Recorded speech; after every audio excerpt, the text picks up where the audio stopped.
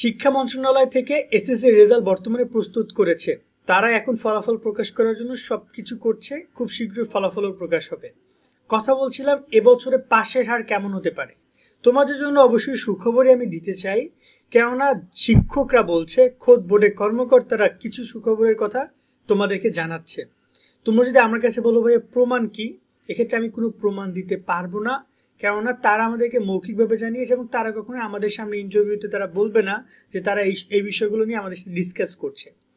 2024-এ যদি পাশের হার দেখতে পাই, সেখানে ছিল 83% তোমরা পাশ করেছো। 100 জনে তোমরা 83 জন পাশ করেছো, 17 জন ফেল করেছিলা। এবং সবচেয়ে ভালো রেজাল্ট করেছিল যশোর শিক্ষা বোর্ড, যেখানে 92 ছিল তাদের পাশের হার। এবছর যশোর শিক্ষা বোর্ড টপ করবে, তবে একদম সবার টপ করবে না। আরো কয়েকটা বোর্ড আছে যারা আরো ভালো রেজাল্ট করতে পারে। এক্ষেত্রে আমরা আজকে কথা বলবো পাশের হার কেমন হতে পারে, শিক্ষকরা কি বলছে। দুইটা সাবজেক্টের কথা সব শিক্ষকরাই বলেছে। দুইটা সাবজেক্টকে তারা ইন্ডিকেট করেছে, একটা তারা নিজেরা দেখেছে আর একটা বোর্ডের কর্মকর্তারা দেখেছে। বুঝতে পারছো কি বলছি? এক হচ্ছে ম্যাথ। হ্যাঁ, ম্যাথ সাবজেক্টের রেজাল্টটা তুলনামূলক গত বছর বা এর আগের বছরগুলো তো একটু কম্পিটিটিভভাবে খারাপ ছিল। এবছরও তার কোনো ব্যতিক্রম হয় নাই।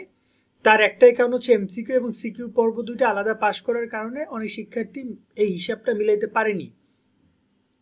এবং আরেকটা সাবজেক্ট হচ্ছে অনলি ফর আইসিটি।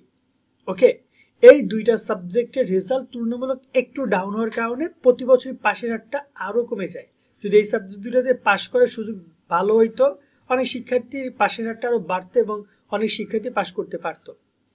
মূল কথা হচ্ছে যে রেজাল্ট তারা তৈরি করছে শেষ পর্যায়ে।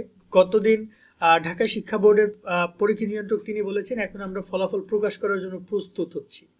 আমরা এখন চাইলে যে কোনো সময় ফলাফল প্রকাশ করি, বাট এখানে ডেডলাইনের বিষয় আছে। তারা একদম সফটওয়্যার এন্ট্রি করে সবকিছু করে ফলাফল আগামী কয়েকদিনের মধ্যে তারা দিবে এবং আগামী সপ্তাহের মধ্যে তোমরা এই ব্যাপারে অ্যানাউন্সমেন্ট পাবা যে কবে তারা ফলাফল প্রকাশ করছে। এখন কথা হচ্ছে পাশের আর বাড়বে নাকি কমবে। সুখবরটা এই যে অবশ্যই ইনশাল্লাহ পাশের আর বাড়বে, যেটা আমরা ধারণা করছি এবং শিক্ষকরা যেটা বলছে এবং বোর্ডের কর্মকর্তারা যেটা বলছে। পাশের হারটা কিভাবে তৈরি হয়, যেমন গত বছর 83% পাশের হার ছিল, সেটা কিন্তু সব মিলিয়ে প্রায় 9টা বোর্ড, সাধারণ 9টা বোর্ড এবং মাদ্রাসা কারিগরি বোর্ড মিলিয়ে টোটাল পাশের হার ছিল 83%।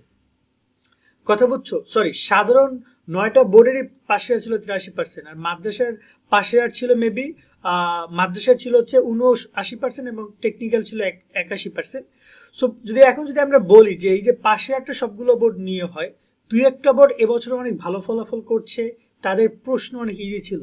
দেখো, বিভিন্ন প্রশ্নে পরীক্ষা হয়েছে, কোনো বোর্ডে কঠিন প্রশ্ন এসেছে। যেমন কুমিল্লা বোর্ডে এবছর অনেক টাফ কোশ্চেন করছে, এটা তো তোমরা অনেকেই দেখেছো যারা অন্যান্য বোর্ডে আছে। কুমিল্লা বোর্ডের শিক্ষার্থীরা তো একদম সাক্ষী হয়ে রয়েছে ইতিহাসের।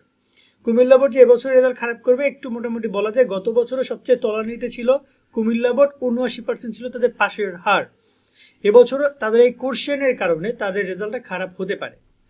আবার অন্যদিকে যদি বলি যশোরের কথা বলি, অন্যদিকে রাজশাহীর কথা বলি, আর অন্যদিকে বরিশালের কথা বলি, এইসব জায়গায় রেজাল্ট ভালো হবে। গত বছর ভালো হয়েছিল, বিশেষ করে বরিশাল বোর্ডের রেজাল্ট এবছর আরও ভালো হবে। কেন কথাটা বলা? কারণ স্টুডেন্টের সংখ্যা কম। ঢাকা বোর্ডে প্রায় 3-4 লাখ স্টুডেন্ট পরীক্ষা দেয়, বরিশাল বোর্ডে সেখানে 1 লাখও দেয় না, যার কারণে রেজাল্টটা আরও ভালো হচ্ছে ডে বাই ডে। কিন্তু যশোর বোর্ড অনেক ভালো রেজাল্ট করছে এবং তাদের শিক্ষা ব্যবস্থাটা আমার কাছে মনে হয় যে অন্যান্য বোর্ডের থেকে তাদের পড়াশোনা বা তাদের স্কুলগুলো, কারিকুলাম সবকিছু একটু বেশি অ্যাডভান্স বলে আমার কাছে মনে হয়। ঢাকার পরে যশোরকে আমি এগিয়ে রাখবো। এবং ঢাকা বোর্ড এবছর রেজাল্ট খুব বেশি ভালো করবে না। কেন জানো? কারণ হচ্ছে ঢাকা বোর্ড অনেক স্টুডেন্ট, যার কারণে ওভারঅল রেজাল্টটা খারাপই দেখাবে। বাট ঢাকার যারা মহানগরে রয়েছে তাদের রেজাল্ট ওভারঅল আশা করি ভালো রেজাল্ট করবা। এবং পাশের আর 85-র মতো হইতে পারে, 83 থেকে 85 এরকমের হইতে পারে, খুব বেশি বৃদ্ধি পাবে না। ঠিক আছে, খুব বেশি বৃদ্ধি পাবে না, তবে এটা আমরা গেস করে বলছি, এটা কোনো কনফার্ম নিউজ না। রেজাল্টটা যখন প্রকাশ হবে তখনই পাশের হারে একদম অ্যাকুরেটটা জানা যাবে। এর আগে তোমাকে দেখে যদি কেউ বলে যে অত % পাশের হার, তাহলে সেটা ভুল বলছে। কেউ বলছে ঢাকা বোর্ডে এত ফেল করছে, এত পাস করছে, এত জিপিএ পেয়েছে, এগুলো সম্পূর্ণ মন গড়া তথ্য। কারণ এগুলো সব রেজাল্ট প্রকাশ হওয়ার পরেই জানা যাবে, তার আগে কিন্তু জানা যাবে না। সেক্ষেত্রে তোমরা কেউ কনফিউজ হও না, এটা তোমাদেরকে আমি বললাম। বাট পাশের হার এই যে 83 বা হচ্ছে তোমার 80 থেকে 85-র মধ্যে থাকবে, তবে আশা করি কমবে না। তোমরা পরীক্ষা কেউ খারাপ দাও, ইনশাল্লাহ খুব ভালো পরীক্ষা তোমরা দিয়েছো। কেমন? আর তোমাদের সামনে কলেজ ভর্তি শুরু হয়ে যাচ্ছে, নিয়মিত সব আপডেটগুলো পেতে আমাদের সাথে যুক্ত থাকবে। আজকের মতো আমরা এখানে বিদায় নিচ্ছি, সকলে ভালো থাকবা, আল্লাহ হাফেজ।